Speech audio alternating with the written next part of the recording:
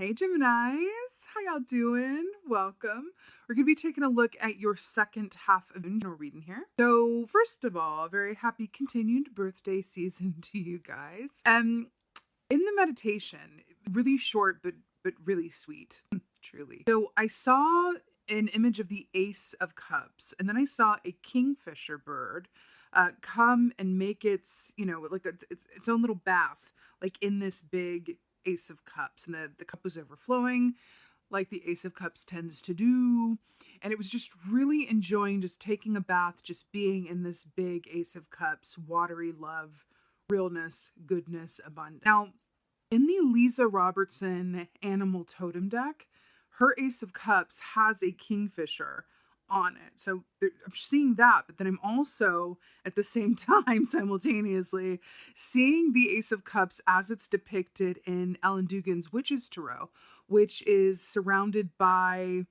lotus flowers, which it's interesting because lotus flowers, beautiful on top, but underneath it's a lot of muck and dirt and excrement, right? So it's really interesting how this is coming across.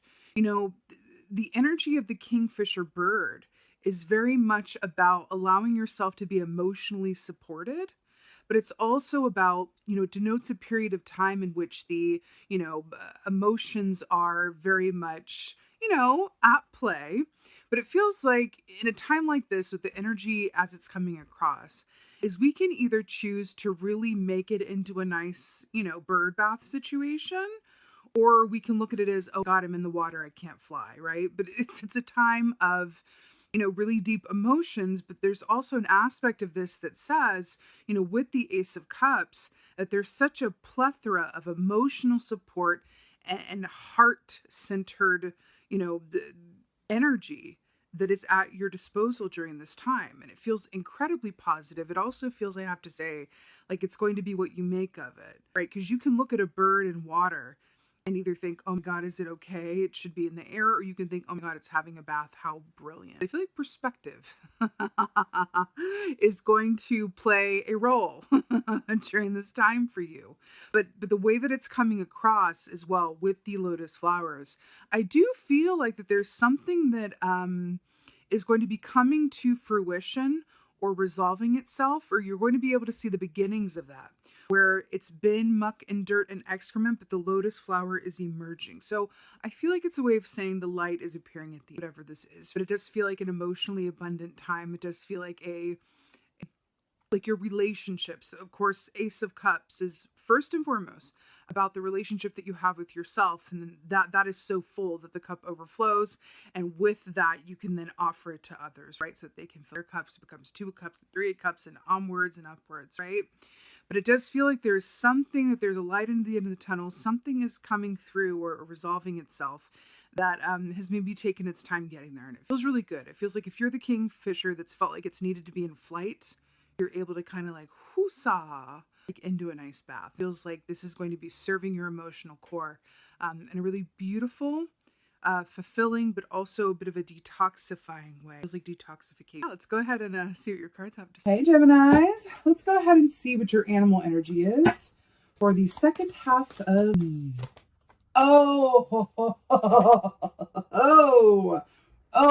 really? It's the whale. Why, I'm not surprised at this at all. We're talking about the water and emotions and overflowing. Then we have the whale deep at the bottom of the sea. Okay, this is so brilliant and perfect. So first of all, the whale equates to the Queen of Cups in the Tarot. Good Lord, is the Queen of Cups a deep feeler, honey? She is emotion and intuition, and she's absolutely brilliant, but she's a bit like Cassandra with the Agamemnon Greek mythology story, in that she sees a lot, right? But it can overwhelm her, right? So she can sort of be a victim to her own deep feelings, which is not ideal, right? So with the Queen of Cups energy, it's really about taking all of those feelings and allowing them to exist in a way that is balanced. And I want to say the word comfortable for you, right? Comfortable for you. But when we have the whale coming up, we are going to be deep into our feelings and emotions. Now, I know as an air sign, you might have mixed feelings about this. But it's interesting that I saw a bird, which is their energy, like sitting in the water, and then we have the whale here, which is going yes, and the deep watery depths. But this is really beautiful because this is relates to the heart chakra. This speaks very much about a detoxification, like we were saying, and healing and cleansing. And it's a really, really beautiful aspect of emotional healing, but also connecting to our core emotional self. In a way that feels devoid of expectation and just truly for the purpose of, connecting with your heart, because love fuels everything, right? It's putting a love, filter on everything and going, okay, whatever issue is going on in my life, whatever I'm worried about, whatever relationships are doing, whatever they're doing, whatever is going on, where's the love in it? That's what the whale asks. And it's interesting because this came up in the Aquarius reading as well. You might want to check that out. But where's the love in it? Where is the love in it? Right? And the whale comes up and says, hey, I got all the time and space in the world, right? And I'm going to feel the depths of my own emotional core and intuition, because I know that doing so is not only right and privileged to do so, but that everything else is going to be affected by me doing so, right? If your emotions, if your emotional core, if you haven't really taken time to really sit with those feelings and feel them fully, if you're rushing about or wanting to, not really look at certain aspects, well, they will deal with you eventually. So this is an invitation to really feel the depths of whatever's coming up for you during this time through a lens of love. But I'm also really hearing to allow yourself to be supported, because that's what I'm feeling in such a big way, allowing yourself to be supported.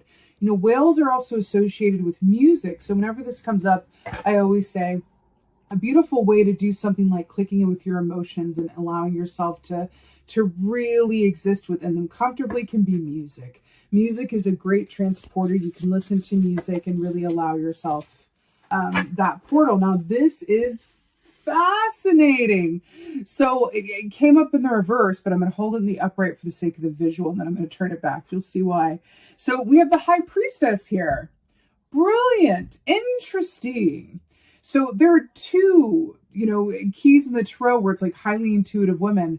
You have the Queen of Cups, and the other one is the High Priestess, which is really interesting, which is about, taking the time to really access the, parts of you that lie in your subconscious that are hidden, and really sitting with those and getting that information and being able to see things that are, not necessarily seeable or discernible in the bright light of day or while you're going about living your life. This is about assuming that High Priestess position and seeking that hidden knowledge, right? And what's really fascinating about this is that it came up in the reverse, which is the way that it's depicted on this card is that we have the bat, right? When we flip it upside down, the bat is suddenly upright. So I'm feeling called to talk about bat energy. So bat energy is very much like death energy in the tarot, which speaks of endings that make way for new beginnings, transformation, right? So it's interesting here with the bat and the sonar as well, and then back to the whale. There's a sound compatibility that these two animals have, right? It's really, really interesting. Sonar, echolocation. It's really, really fascinating here. But we're also talking about the dark, watery depths of the ocean, and then the High Priestess, which is the darkness, and the bat, which, exists at nighttime. So this is really, really interesting here, Gemini. I'm really getting here with this, that there are aspects of your experience that I feel like you may be, and this may surprise you as this comes up for you. There may be aspects of your experience that you're either reluctant to let go of or unsure how to release. You might have anxiety or certain stories that you tell yourself or certain habitual patterns that have served you previously that are not necessarily going to serve you in the same way moving forward. And I feel like there's a certain level of exhaustion. I feel a certain level of exhaustion that goes, sometimes we need to be truly tired and sick to death of something, right? in order for us to actually make changes and be welcome to doing things differently, because that's sometimes how change works. Change can be scary. Change is not natural to us humans, right?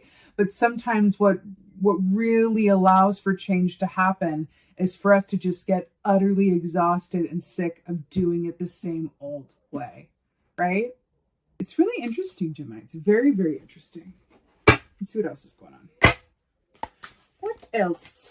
Oh, whoa. Indeedy. Okay, so we have look at this. How beautiful is this?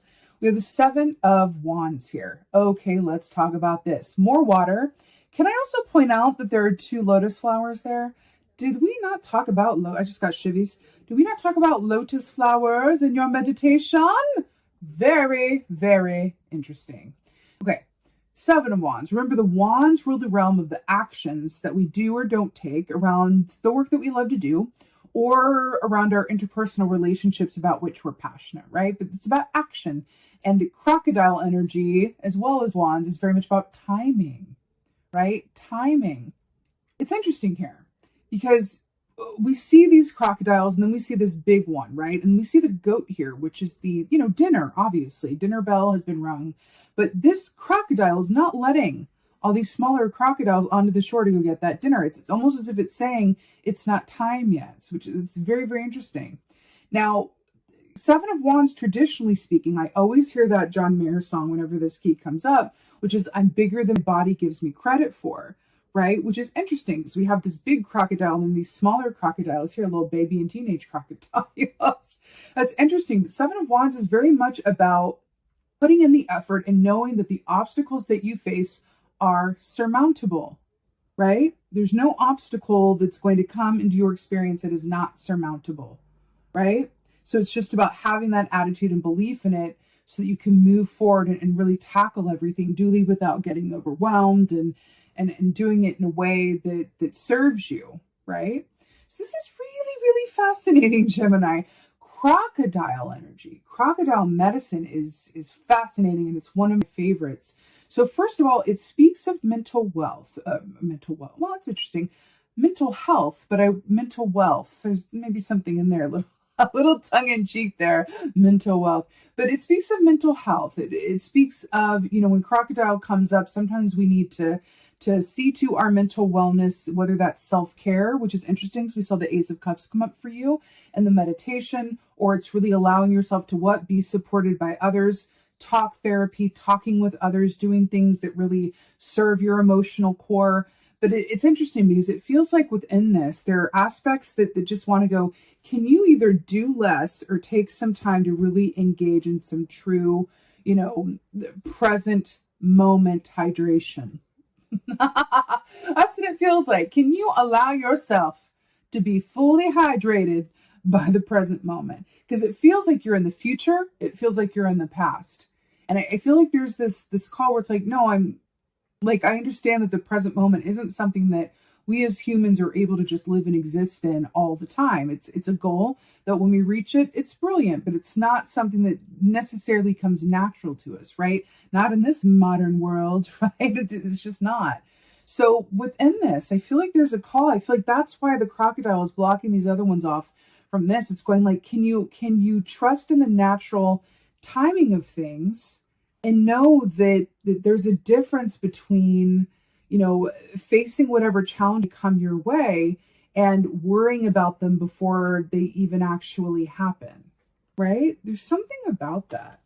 Timing and checking yourself. But I got to tell you, because I'm feeling it so strongly with these lotus flowers, there's really something about the light is at the end of the tunnel. There's something coming out on top that you're going to be able to see it. And I feel like you can allow that to sort of take stock of like how far you've come and what is going well.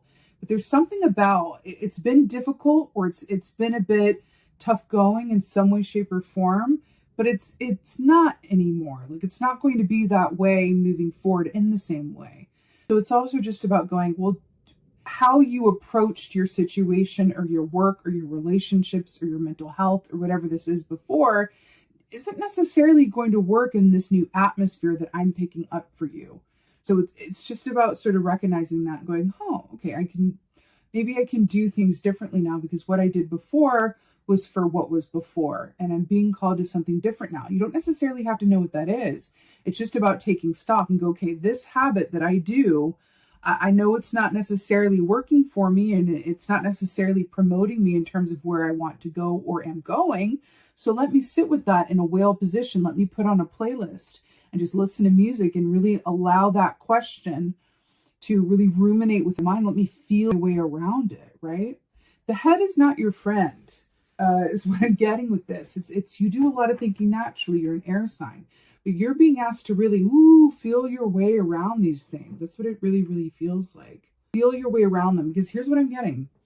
With what's coming up for you, this light at the end of the tunnel here that's coming through for you, if you move into this light, right, when it's time, and these things start coming to fruition for you and your circumstances start to change for the better, but you have a attitude, a mentality, a set of habitual patterns that are from the before time when it was more mud than lotus, that could cause some friction and disassociation of the experience that's coming to you.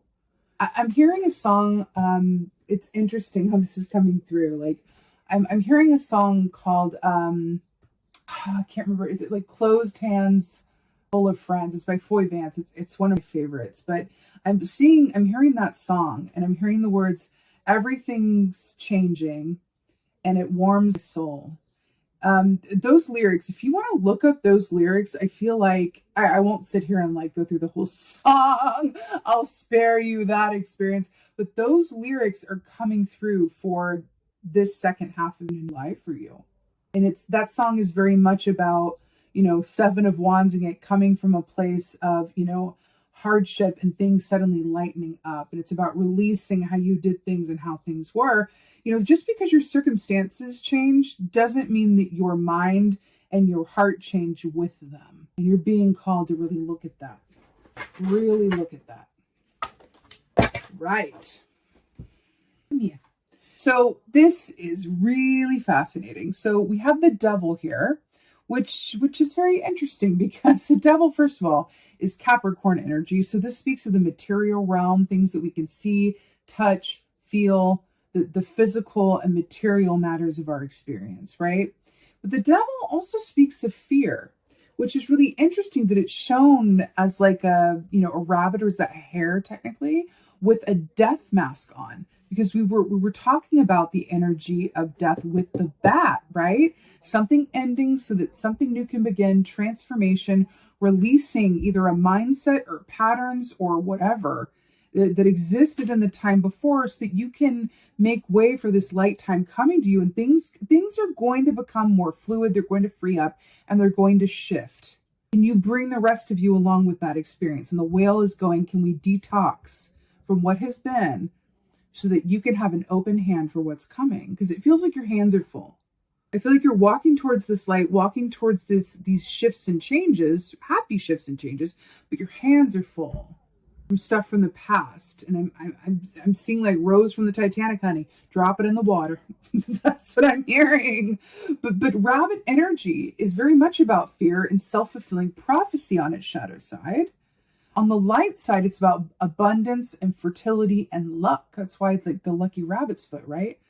So it's interesting here that with the death energies and wearing the mask and, the fear aspect of it, what's that tagline? Abundance lies on the other side of fear. Really interesting with you. I'm really hearing to your hands are full.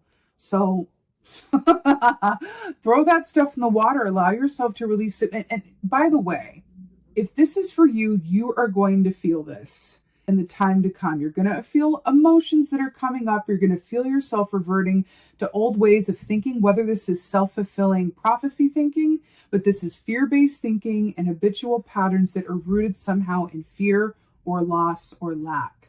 You're going to be made aware of this with the High Priestess in reverse.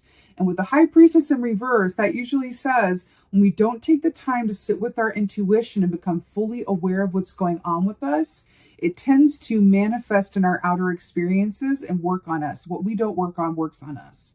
And that's what's happening here with the High Priestess in reverse. There's an opportunity here for transformation. And what do we say?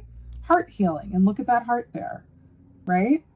You're being asked to transform, and your fear has a lot to do with it, with the rabbit here wearing the death mask. Let's go ahead and get an oracle. Let's go ahead and get an oracle. But there is an opportunity here, Gemini, and I feel like it's really yours to kind of engage with. And look at that water there. Actually, look at the water here and in the whale as well. The water can be so, especially with that kingfish from the Ace of Cups, also a sign of intuition, right? You're being asked to really connect with those aspects of yourself more mindfully, consciously, and from a place of, commitment, because it's important, right? Again, what you don't work on works on you. Let's get one of these. Film one of these. Oracle. Oh, that's really weird. I put these cards back from the wrong stack. Let's go back. Okay. A couple of rogue cards want to come out there.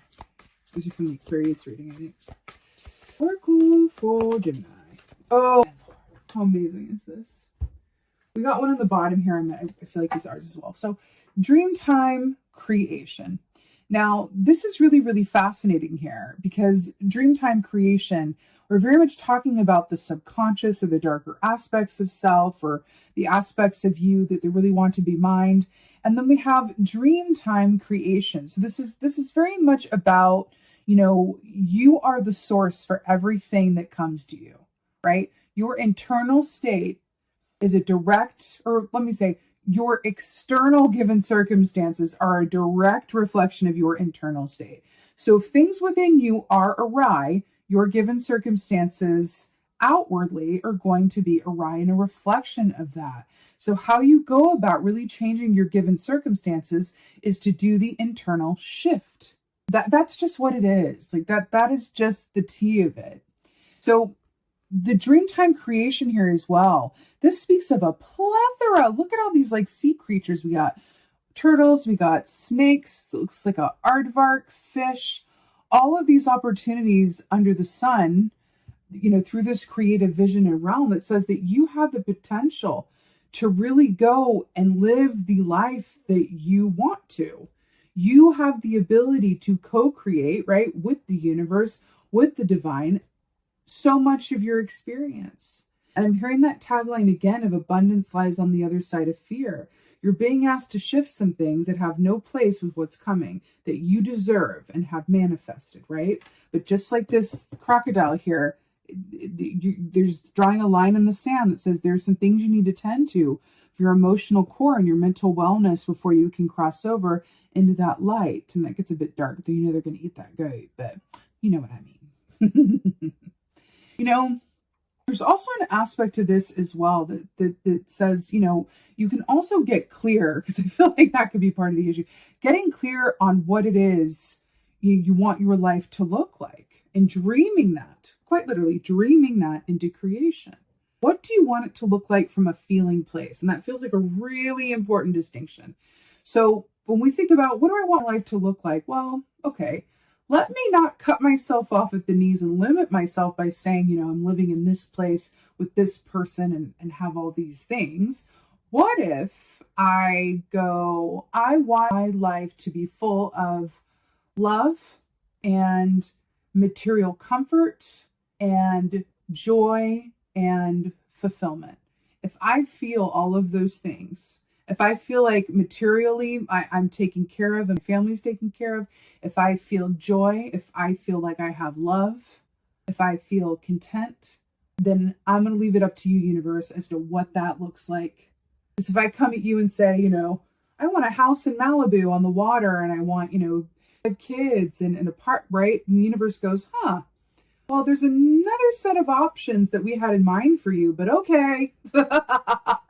Because it's really about, thinking about how you want your life to feel a little bit more than it is about what it looks like. I just say look like for the purpose of like the greater aspect of like, when you envision your reality, what comes to mind. But I should really say, when you envision your reality, what comes to heart? What comes to heart? That is the lens through which you are being asked to filter and really experience everything.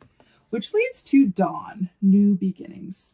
So what I mean, we were talking about this. This is quite literally the light at the end of the tunnel that we've been talking about this entire time.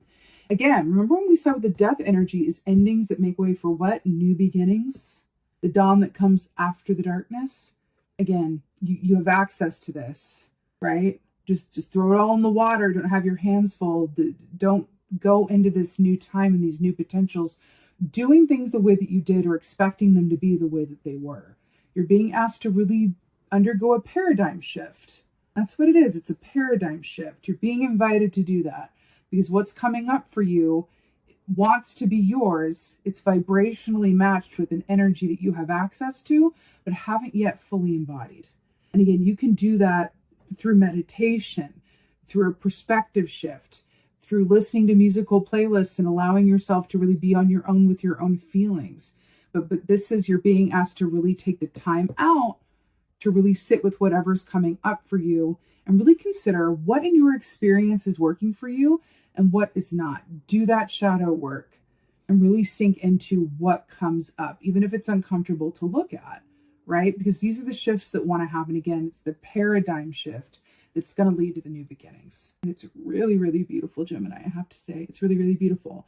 I also feel like with that Ace of Cups and the Kingfisher, you know, part of what Spirit is saying is you're going to have all the support in the world as you do this, and that it's not nearly as overwhelming as it might feel with the task of like really sitting into your emotions and feeling them fully. Let yourself be hydrated. All right, Gemini, I'm sending you so much love and blessings for the second half of the moon. I so hope that this helps and resonates. If so, please let me know in the comments below because I love reading your comments. Please like, please share, please subscribe. I would so appreciate that. I have a private Facebook group for metaphysically inclined folks and spiritual people, and it's a inclusive, safe place for, you know, like-minded people to get together and really share and be supported and heard and ask questions. It's a way for me to connect with you personally as well. I've just begun doing lives for that private group where I go on and do spontaneous free readings. So I would love for you to join and be a part of that. The link is in the description box below. And with that being said, just thank you. Thank you so much, beautiful Geminis, for being here. Again, wishing you so many happy birthday wishes. And most of all, and as always, just thank you. Thank you for being you. And be well. Until next time.